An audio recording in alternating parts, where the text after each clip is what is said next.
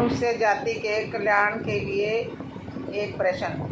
सपने में मरे हुए व्यक्ति को देखना क्या संकेत देता है?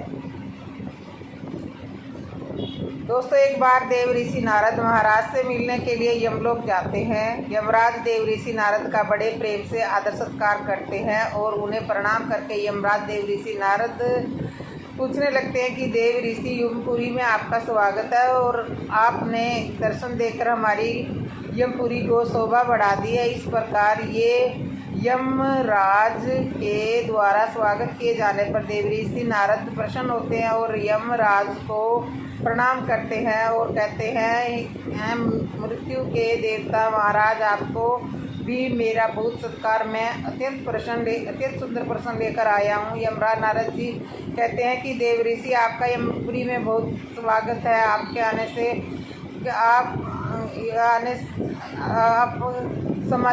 आप शुभ समाचार लेकर आए हो या हमसे कोई भूल हुई है तो बताइए, मैं आपकी क्या सेवा कर सकता हूँ। अब देव ऋषि नारद जी कहते हैं, रामराज, आप तो मृत्यु के तथा न्याय के देवता हैं। आप तीनों लोगों के सभी जीवित और मृत्यु प्राणियों का लेखा जोखा रखते हैं। आपको समस्त चराचर के भूत पिशाच के स्वामी है, इसलिए मैं आपके पास शंका लेकर आया हूँ, जिसे दूर करने की कृपा करें। कि यमराज कहते हैं, देव ऋषि, आप सत्य कहते हो, जो हम तीनों लोकों में निवास करते हैं और वन की बात भी, जीवित और मृत्यु प्राणियों का लेखा जोखा भी रखते हैं, तो आप भगवान विष्णु के जानना हमारा काम है। आप समस्त शास्त्रों का भी ज्ञान रखते हैं, किंतु आप अगर कुछ जानना चाहते हैं तो आवश्यक ही आपकी सहायता करूंगा। मैं देव ऋषि, आपकी जो भी शंका और प्रश्न है, आप इसको छोड़कर मुझसे पूछें, मैं अपने समाज के अनुसार उसका जवाब देने के लिए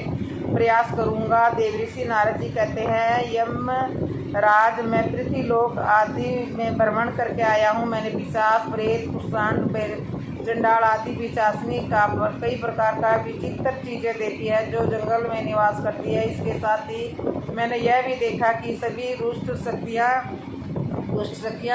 मनुष्यों को परेशान करती है। इसका क्या कारण है? सभी बुरी शक्तियाँ मनुष्यों को क्यों परेशान करती है? तथा मेरे मन में अब एक प्रश्न है कि मनुष्य कई बार सपने में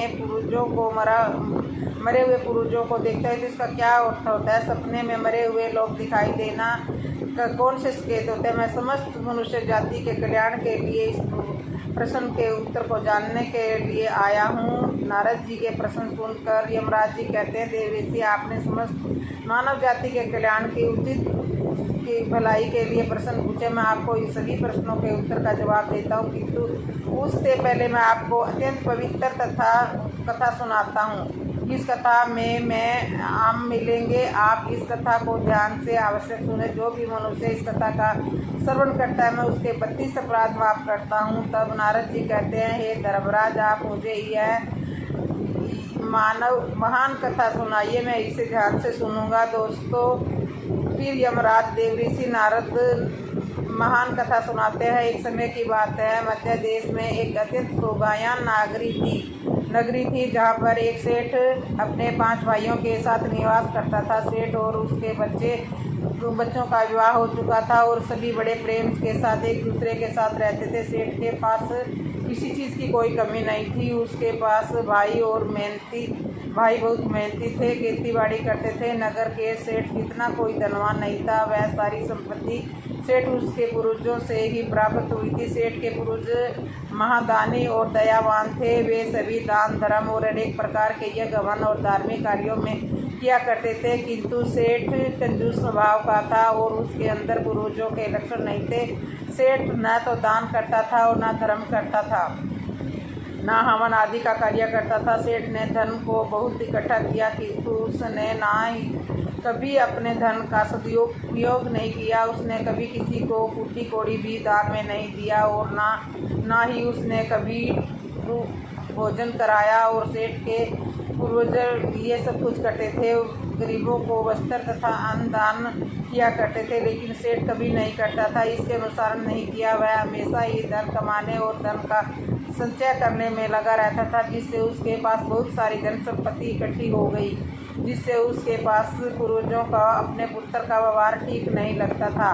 वो दुखी और नाराज था। इसी कारण से वे पितर में भी बहुत दुखी रहा करते थे। धन कमाने के लालच में सेठ इतना उत्पन्न हो गया था कि उसने पूर्वजों को भी भूल गया था कि उसने अपने पूर्वजों को श्राद्ध डाला और तर्पण आदि कार्य करना भी बंद कर दिया, जिससे उसके पूर्वजों की आत्मा भी तृप्त नहीं होती थी। वह अपने पुत्र ऐसे व्यवहार से बहुत दुखी रहने लगे। फिर एक दिन उस सेठ के पूर्वज चर्चा करते हैं और उनसे मिलने के लिए जाने के विषय में सोचते हैं। फिर सभी पितर गण यमराज के पास जाते हैं और उनसे प्रार्थना करते हैं। हे ये महाराज से कहते हैं कि धर्मराज, हमारे को आप जिस कारण से हमारी तुष्टि नहीं हो रही, वह कृपा आप मुझे हमारे गुरुजों के मिलने के लिए एक बार जाने दें। हम हमारे पुत्रों को समझाकर वापस लौट आएंगे, शास्त्रों का ज्ञान देकर फिर से यमलोक आएंगे। तब यमराज ने उनको जाने दिया। अपने पुत्र को मिलने के लिए नहीं जा सकते। पुत्र को स्वप्न के माध्यम से संकेत आवश्यक दे सकते हैं तो समस्त हो जाते हैं और एक दूसरों को करके सभी पुत्रों के सपनों में जाकर आप दे देते हैं। इससे पहले वे अपने बड़े पुत्र के ठाकुर सेठ के सामने में उसे दर्शन देते हैं और उसे संकेत कहते हैं। उनका बड़ा पुत्र उनके संकेतों को समझ नहीं पाता और दूसरे दिन जाने पर सपन को भूल जाता है और अपने मित्रों के साथ संकेतों को भी नज़रअंदाज कर देता है। फिर सभी पितरगण अन्य पुत्रों के सपनों में भी आने लगते हैं तथा उन्हें अचानक प्रकार के संकेत देते हैं, लेकिन बाकी पुत्र भी उन संकेतों को दुर्लभ कर देते हैं। कोई भी उन पुरुषों के द्वारा बताए हुए संकेतों को समझ नहीं पाता, जिससे सभी पितरगण दुखी हो जाते हैं और सेठ उसके भाई धन कमाने के लालच में पूरी तरह से अंधे हो जाते हैं। उन्हें पूर्वजों के द्वारा प्राप्त किए संकेतों का कोई महत्व नहीं होता, किंतु पितरों के स्वप्न में दर्शन देने से कुछ ही बाद उस सेठ को व्यापार में नुकसान होता है। उसे व्यापार में बहुत ज़्यादा घाटा होने लगता है, जिससे उसकी सारी धन संपत्ति नष्ट हो जाती है। सभी भाइयों में घाटा विवाद होने लगता है, लड़ाई झगड़े होने लगते हैं। पूर्वजों द्वारा जमा की हुई सारी जमीन जायदाद वो बेच देते हैं और पूरी तरह से बर्बाद हो जाते हैं। भाई अलग अलग हो जाते हैं, अपना अपना पेट पालने में लग जाते हैं। उधर स्वर्ग पितरों को अपने पुत्रों की ऐसी दुर्गति देखकर बहुत पीड़ा होने लगती है। सभी पितर गण अत्यंत दुखी होते हैं, उदास हो जाते हैं। फिर वे सभी यमराज के पास जाते हैं और कहने लगते हैं कि धर्मराज, हमारे पुत्रों को ऐसी दुर्गति नहीं देखी जाती। हमारे द्वारा किए गए सभी पुण्य कर्मों को हमारे पुत्रों ने नष्ट कर डाला है। कृपा आप कुछ ऐसा उपाय करें जिससे हमारे पुत्रों को उनकी भूल का पता चल जाए। फिर यमराज उन पितरों से कहते हैं कि महात्माओं, तुम्हारी इस अवस्था को मैं जानता हूँ, तुम्हारी आवश्यक की सहायता करूँगा। फिर दोस्तों यमराज एक साधु का रूप धारण करके पृथ्वी पर आते हैं और उन पितरों के पुत्रों को मिलने के लिए जाते हैं। पहले से उस सेठ के घर पे जाते हैं। वह सेठ अत्यंत बीमार पड़ा होता है और पत्नी साधु का स्वागत करती है, दान करने लगती है और वह साधु कहता है, हे पुत्री, तुम्हारे घर में पितर दोष है, इसी कारण से तुम्हारी पति की यह दशा हुई है। तुम्हारे पति के कर्मों के अनुसार तुम्हारे पूर्वज रुष्ट गए हैं। साधु की बात सुनकर सेठ सोचने लगते हैं, साधु ऐसा क्यों पाप कौन सा किया जो मेरा सब कुछ बर्बाद हो गया, मेरे भाई भी मेरे से अलग हो गए, मैं बीमार पड़ गया। और तो वह साधु कहता है, हे पुत्र, तुमने अपने पुरुषों को नाराज किया है। तुम्हारे पुरुषों ने जो संपत्ति जोड़ी थी उसका तुमने कोई दान पुण्य नहीं किया, भाइयों ने नष्ट कर दिया, इसी कारण से तुम्हारी दुर्गति हुई है। तुम्हारे पूर्वजों ने सपने में आकर तुम्हें कई बार महत्वपूर्ण संकेत दिए थे, किंतु तुमने उन संकेतों को दुर्लभ कर दिया और अपने पूर्वजों का अपमानित किया। यही कारण है कि तुम्हारा सारा वैभव नष्ट हो चुका है। इस कारण से उस साधु के द्वारा बताए जाने पर उस सेठ को सब कुछ पता चल गया और उसे याद आता है कि उसके सपने में उसके पूर्वजों ने उसे दर्शन दिए थे। और सेठ उस साधु से कहता है, ये साधु महात्मा, आप सत्य कह रहे हैं, हमारे पूर्वजों ने हमें सपने में दर्शन दिए थे, किंतु हम उनके संकेतों को समझ नहीं पाए। कृपा आप मुझे सपने में पुरुषों को देखने पर क्या संकेत मिलते हैं, इस बारे में बताइए। वह साधु कहते हैं कि पुत्र, जब तुम ध्यान से सुनो, मैं तुम्हें सपने में पुरुष दिखाई मिलते हैं तो संकेतों के बारे में बताता हूँ। यमराज कहते हैं, हे पुत्र, यदि आपका उद्धार नहीं होता तो वे प्रेत योनि में मृत्यु लोक पर भटक रहे होते हैं। भूख प्यास से व्याकुल होकर अपने परिवार जनों के घर में प्रवेश करते हैं। यदि सपने में घोड़ा, हाथी, बैल, मनुष्य का विकृत रूप दिखाई देता है तो समझ जाना चाहिए कि पितरगण पुत्रों के व्यवहार में अत्यंत दुखी है। जो मनुष्य पशु पक्षी को अन्न नहीं करता तो उसके पितर अत्यंत दुखी होकर पशुओं को रूप धारण करके दर्शन देते हैं। यदि कोई ऐसा सपना आता है जिसमें कोई पशु अथवा जानवर मनुष्य की वाणी में बोलता हुआ दिखाई देता है अथवा कुत्ता, बैल, गण आदि मनुष्य की तरह आते हैं तो दिखाई देते हैं, तो उसका यह अर्थ होता है कि मनुष्य के पितर उससे अत्यंत रुष्ट है। इसे मनुष्य को भविष्य में भयंकर अपमान का सामना करना पड़ सकता है। ऐसे मनुष्य जीवन में क्लेश होता है। उसके भाई बंधु पशुओं की भांति युद्ध करने लगते हैं। यमराज कहते हैं, यदि सपने में मृत्यु परिजन कुछ मांगते हैं तो दिखाई देते हैं तो इस सपन को मनुष्य को कभी दुर्लभ नहीं करना चाहिए। इस सपने का यह अर्थ होता है कि उस मनुष्य के पूर्वज अदृष्ट है, उनकी पितरलोक में तृप्ति नहीं हो रही। जिस मनुष्य को सपने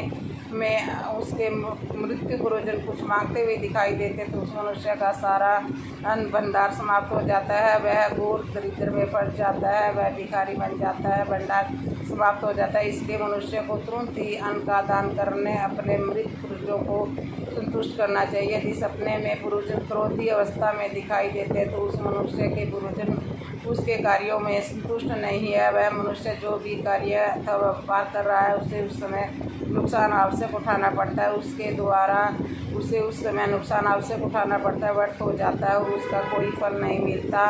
यदि सपने में पूर्वज दिखाई पड़ते हैं और अचानक से अदृश्य हो जाते हैं तो आने वाले समय में उस मनुष्य पर कोई बड़ा संकट आने वाला है, ऐसा समझना चाहिए। यदि सपने में कोई मनुष्य अपने मृत्यु परिजन को रोता हुआ दिखाई देता है तो उसके परिजन को यह संकेत दे रहे होते हैं कि उसे भविष्य में नुकसान उठाना पड़ेगा, उसका सारा धन नष्ट हो जाएगा और उसे भयंकर दरिद्रता का सामना करना पड़ेगा। जाने वाले संकट की घड़ी को देखकर पूर्वज सपने में रोते हुए दिखाई पड़ते हैं। यदि सपने में गंदे और मैले वस्त्र पहने हुए दिखाई देते हैं तो निश्चय ही उस मनुष्य का सारा धन नष्ट हो जाएगा, वह धनहीन हो जाएगा।